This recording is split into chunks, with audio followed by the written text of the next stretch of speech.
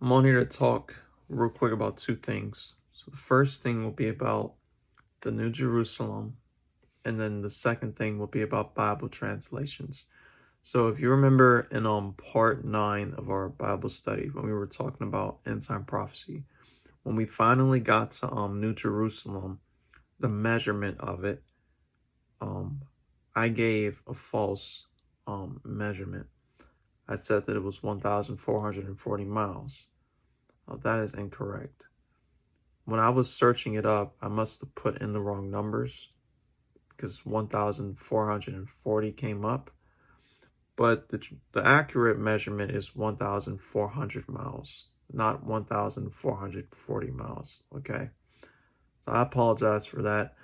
If you look at this verse again, if you look at Revelation chapter 21, verse 16, it says, "In the city lieth four square, and the length of it is as large as the breadth." It's going to be massive. And he measured the city, talking about the angel. The angel measured the city with a reed, 12,000 furlongs. The length of it and the breadth and the height of it are all equal. And so that word furlong in the Greek is actually the word stadion or stadia, which is 1/8 of a mile in Greek measurements. And so 12,000 stadia altogether in Greek measurements is 1,400 miles. And a lot of people's translations say 1,400 miles. Other translations say 12,000 stadia instead of 12,000 furlongs. All right.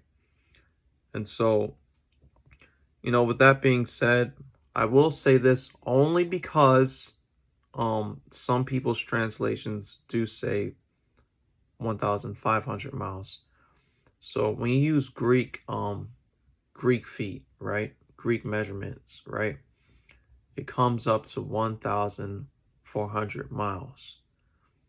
But you got to remember the English translations are derived from Europe. And Europe adopted the Roman numerals, the Roman measurements, right? Roman feet and all that stuff, right?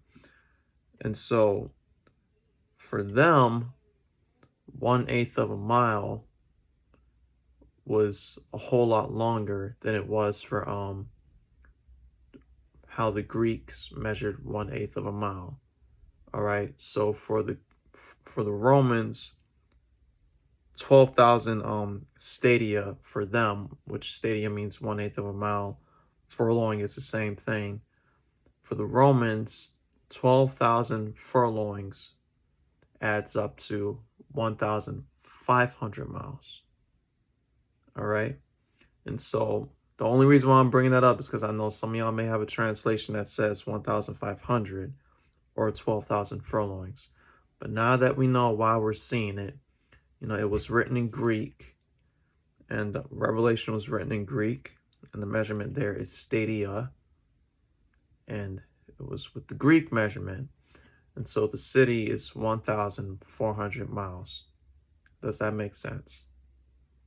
If it doesn't make sense, trust me, I understand. I've been ever since I got convicted, because the Lord brought it to my attention a couple nights ago that I messed up when I gave the measurement for the city. I said 1,440. I had that extra 40 on there, and that was wrong. And when I went to go and double check, you had people saying it was 1,500 and other people saying 1,400. And I'm looking at all these Bible translations, and most of them say 1,400 because they're using the Greek manuscript, right? Which is the proper thing to do. But then you have some that say 1,500. And I was like, Lord, what is the difference? And so my head has just been spinning with researching these things. But the safest thing and the best thing, the right thing to do is to just go with the original Greek, okay? So do not get confused. Just go with the original Greek, all right?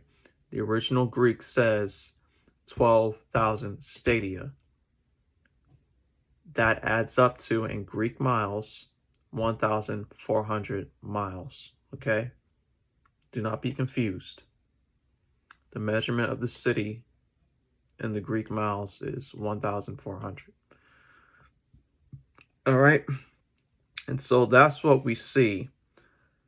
And so the second thing I wanted to talk about was Bible translations.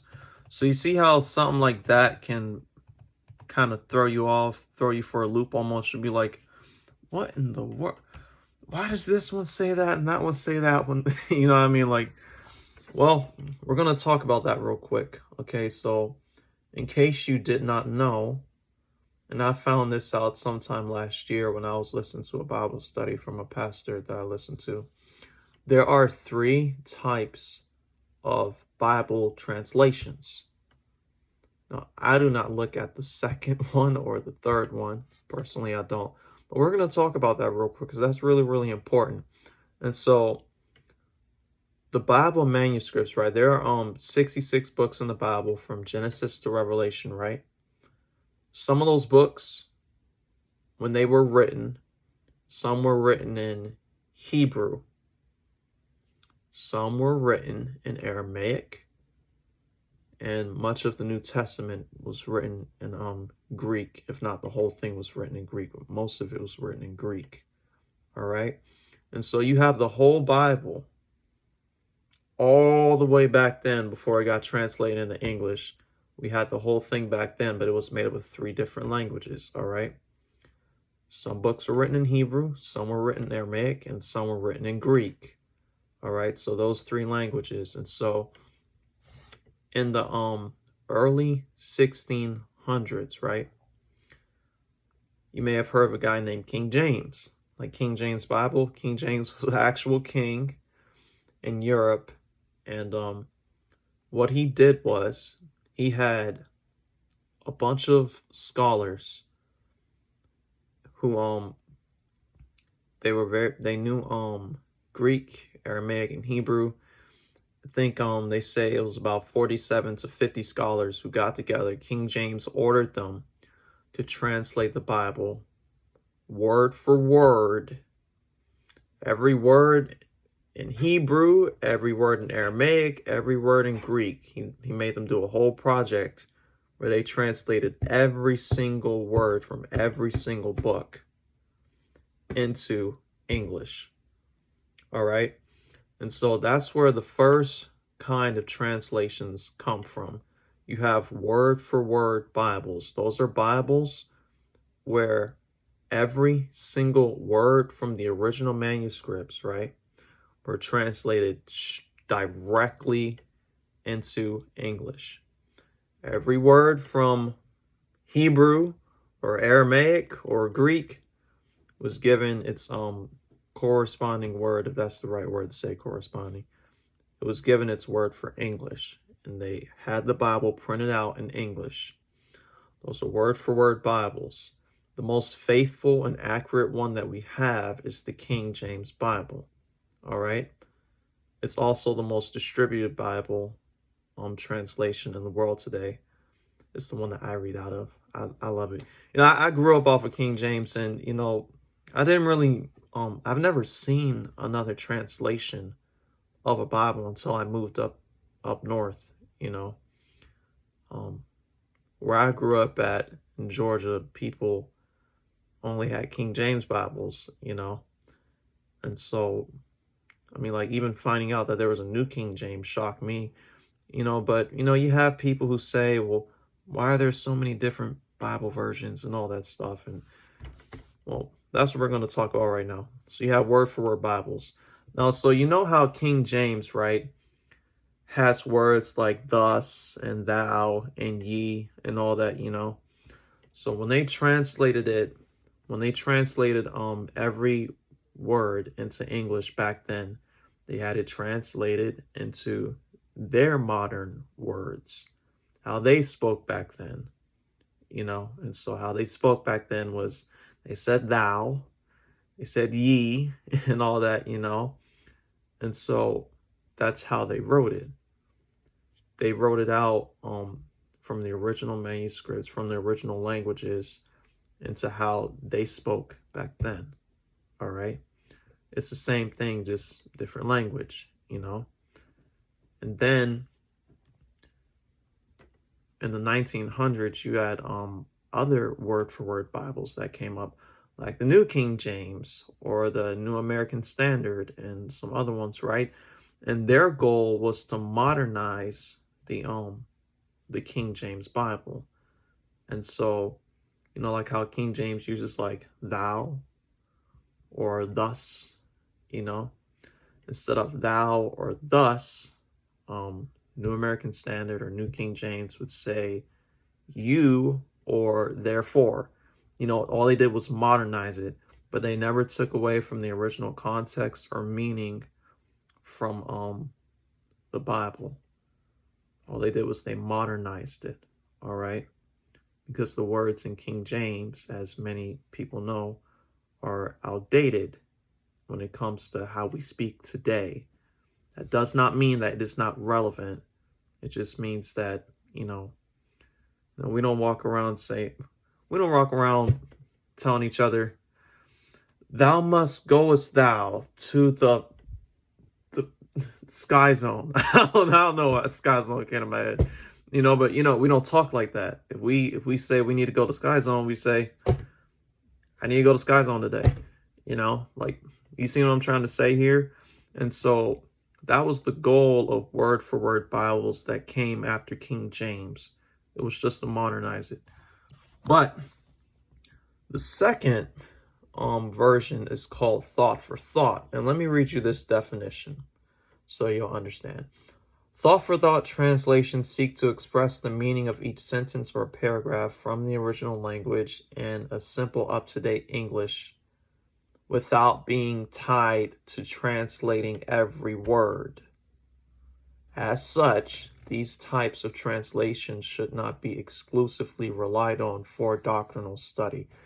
And so right there, y'all, that's a big issue for me, and like many adults that I know, because, like all these newer versions like NIV or NLT and all that. Now, the whole reason why people decided to make those versions is because they wanted to make it an easier read for people. Because you had a lot of people in these past couple of years who said, well, King James is just too hard to understand. I don't understand all that language. And New King James too and all that, So people said, oh, well, we got to make a version where people can understand it better. But the problem in doing that is when you change some of these words, thought for thought is not word for word. When you take away from the original words, a lot of times you take away the meaning. And that's what you see in some thought for thought Bibles like NIV or NLT.